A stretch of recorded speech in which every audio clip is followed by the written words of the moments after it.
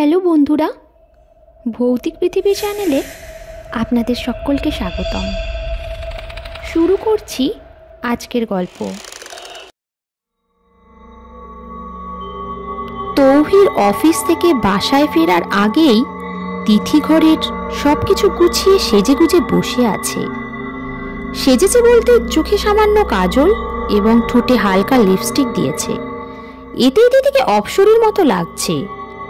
এই সামান্য সাজগোজই পছন্দ তৌহির। অফিস থেকে বাসায় ফিরেই তিথির দিকে খেয়াল না করে বাথরুমে ঢুকে যায় তৌহি। প্রায় ঘন্টাখানেক হয়ে গিয়েছে, এখনো তৌহি বের হয়নি। শাওয়ারের পানির শব্দ আসছে।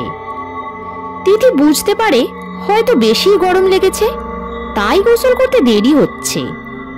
তিথি তৌহির জন্য খাবার রেডি করতে যায়। হঠাৎ তিথি তার কাঁধের মধ্যে একটি গরম নিঃশ্বাস অনুভব করে। সাথে সাথে চোখ বন্ধ করে ফেলে সে। বুঝতে পারে এটা তৌহির নিঃশ্বাস। গরম নিঃশ্বাস তিথির নিঃশ্বাসকে গরম করে ফেলে। চোখ বন্ধ করে অনুভব করতে থাকে স্বামীর সোহাগ। হঠাৎ করে কোকিয়ে উঠে তিথি কাঁধের ব্যথায়। তিথির কাঁধে কামড় বসিয়ে দেয় তৌহি।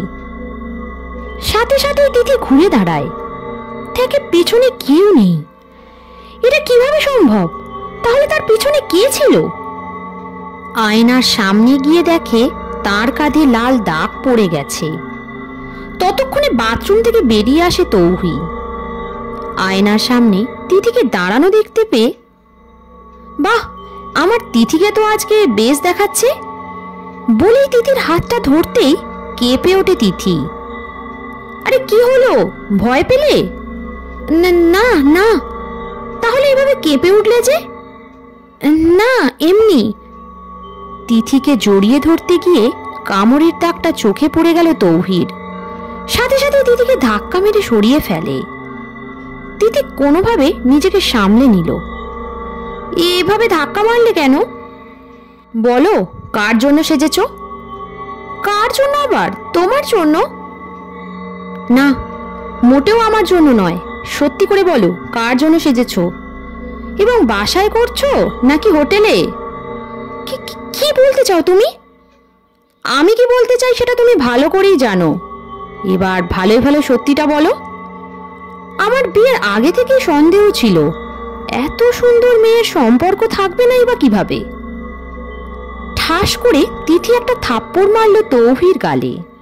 চুপ করো, তুমি কিভাবে এসব বলতে পারছো আমায়? আমি তোমার স্ত্রী। তৌহিও সাথে সাথে ঘুরিয়ে তিথির গালে একটা থাপ্পড় মারে। থাপ্পড়টি অত্যন্ত জোরে হওয়ায় তিথি মেঝেতে পড়ে যায়। কিসের স্ত্রী?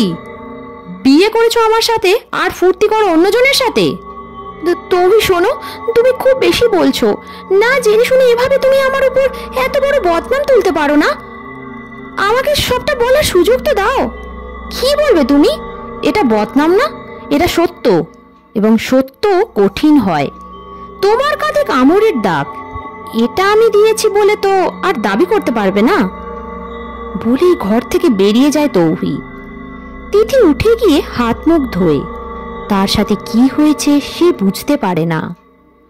পেছনের ঘটনা সে স্মরণ করতে শুরু করে। সে তো সেজে বসেছিল। তারপর তৌহি এসে বাথরুমে চলে যায়। সে রান্নাঘরে যায়। তারপর সেখানে কে এসেছিল? এসব ভাবতে ভাবতেই তিথি কাঁদতে থাকে। 2 বছর হয়েছে তাদের বিয়ের, আজ প্রথমবার তৌহি তার সাথে এমন খারাপ ব্যবহার করল। রাতে 9টার দিকে তৌহি বাসায় ফিরে আসে। হাতে তার একটি মদের বোতল।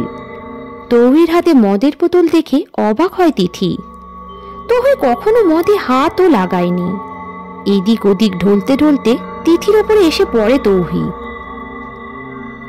তিথি, তোমাকে এত ভালোবাসি, তুমি কেন আমার সাথে এমন করলে? কেন বলো, কেন? মদের বোতলে চুমুক দিতে দিতে এসব বিড়বিড় করতে থাকে তৌহি। তিথি বুঝতে পারে তার কাঁধে এই কামড়ের দাগ দেখে তৌহি ভীষণ কষ্ট পেয়েছে। কিন্তু তিথি বুঝে উঠতে পারে না এই কামড় কে দিল। তিথি তৌহিকে বিছানায় শুইয়ে দেয় এবং তার মাথায় হাত বুলিয়ে দিতে দিতে স্নেহময় দৃষ্টিতে তাকিয়ে থাকে। আলতো করে তিথি তৌহির কপালে একটি চুমু খায়। সাথে সাথেই অদেখা একটি শক্তি ধাক্কা মেরে ফেলে দেয় তিথিকে। ধাক্কার গতি বেশি হওয়ায় তিথি বেসামাল হয়ে গিয়ে দেয়ালের সাথে একটি বাড়ি খায়। এতে তার সেন্স চলে যায়। যখন তার সেন্স ফেরে সে নিজেকে বিছানায় শায়িত অবস্থায় পায়। তার পাশেই তৌহি বসে ঝিমোচ্ছে। তিথি মাথায় হাত দিয়ে দেখে তার কপালে ব্যান্ডেজ। ফোন হাতে নিয়ে সময়ও দেখে নেয় সে। ঘড়িতে সকাল 11টা বাজছে। তার মানে আজকে তৌহি অফিস যায়নি। তিথি উঠে ফ্রেশ হয়ে নাস্তা রেডি করে তৌহিকে ডাক দেয়। তিথি তার শরীরে প্রচন্ড ব্যথা অনুভব করছে। মনে হচ্ছে যেন কেউ তাকে পুরো রাত নির্যাতন করেছে। কিছুতেই সে তার শরীরে শক্তি পাচ্ছে না। তৌহিকে ডাক দেওয়ার পর তৌহি উঠে এসে নাস্তা করে নেয়। সে আজ কিছু না বলেই নাস্তা করেছে দেখে বেশ অবাক হয় তিথি। তৌহি প্রতিদিন সকালে তিথিকে তার পাশে বসিয়ে নিজ হাতে বাচ্চাদের মতো করে খাইয়ে দিতে খায় এবং তার সাথে মিষ্টি মিষ্টি কথা বলে। কিন্তু আজ সকালে সে কিছুই করছে না। একবার মুখ ঘুরিয়েও তার দিকে তাকায়নি। তিথির একটা স্বভাব, সে নিজের ভিতরে কিছু লুকিয়ে রাখতে পারে না। যা বলার সে সোজাসুজি ভাবে বলে দেয়।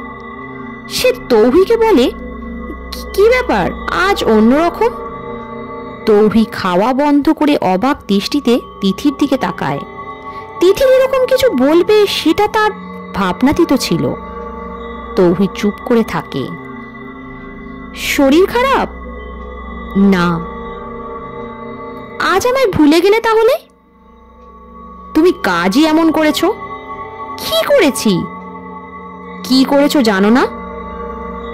না তো। তিথির কথা শুনে অবাক হয় তৌহি। নিজেই চিন্তা করো কি করেছো।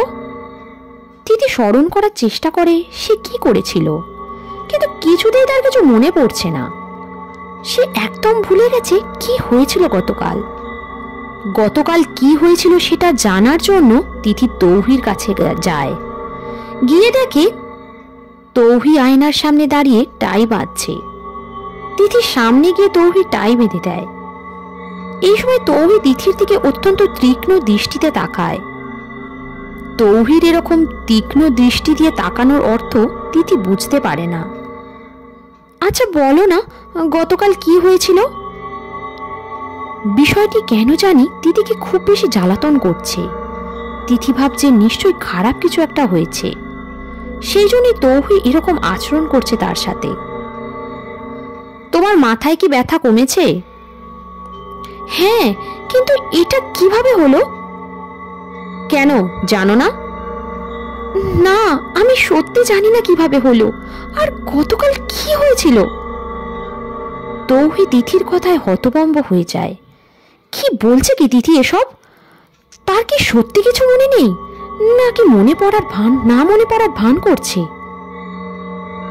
গতকাল আমি অফিস থেকে এসে তোমার কাঁধে একটি কামড়ের দাগ পেয়েছি। তুমি অন্য কারোর সাথে গতকাল? কি সব বলছো তুমি? তিথি তার কাঁধের মধ্যে কামড়ের দাগ খুঁজে, কিন্তু অবাক করা বিষয় যে কাঁধে তো তার কোনো কামড়ের দাগই নেই। তৌহি তিথির কাঁধের দিকে তাকিয়ে দেখে সত্যি কামড়ের বিন্দুমাত্র চিহ্নই নেই। কোথায় গেল কামড়ের দাগটা? হাওয়ায় মিশে গেল নাকি? রাতারাতি এভাবে কিভাবে দাগ চলে যেতে পারে? তৌহি তিথির কাঁধে আঙুল দিয়ে ঘষে, কিন্তু কিছুই পায় না। হঠাৎ তিথির নজর পড়ে টেবিলের উপর রাখা মদের বোতলটার উপর।